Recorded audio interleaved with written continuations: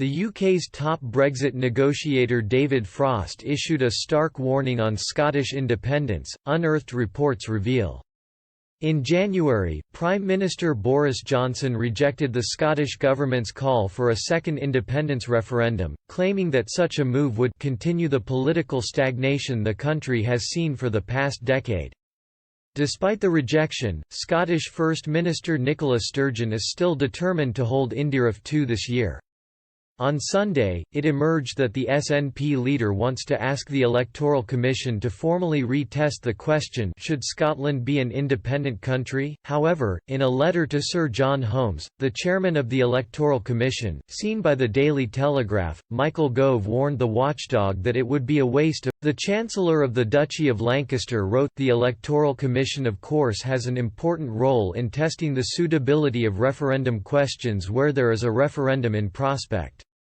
However, there is no lawful referendum on Scottish independence in prospect, and in view of that, I believe the Scottish Government's request to you represents a poor use of time, resources and public money and is an exercise designed to persuade Scottish National Party members that a referendum is imminent."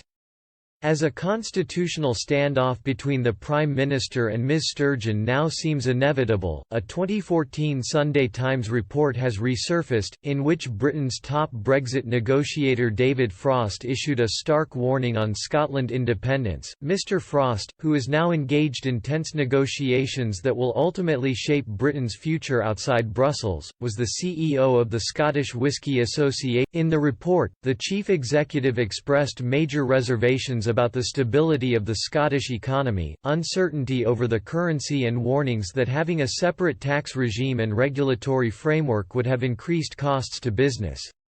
Although Mr Frost did not formally oppose independence, he said the industry's success was not the result of chance and that the ramifications of leaving the UK would have been huge. He told the publication, "Success has come about because of a wide range of factors which have been well provided for us within the United Kingdom and would need to be similarly provided in future if it were to be within an independent Scotland. We look for reassurance on how an independent Scotland could deliver a business, regulatory and export environment at least as supportive as that which the industry." He also warned that even a temporary interruption of EU membership would have been damaging to the industry. He pointed out the Scotch whisky brand was protected in EU law, it could be exported tariff-free across the European single market and the industry benefited from the EU's clout in trade negotiations. According to Lord David Owen, Mr Johnson will ultimately have to back down to the SNP's demands for a second referendum, but not anytime soon. The former Foreign Secretary and SDP leader told Express.co.uk, "I totally believe in the Union.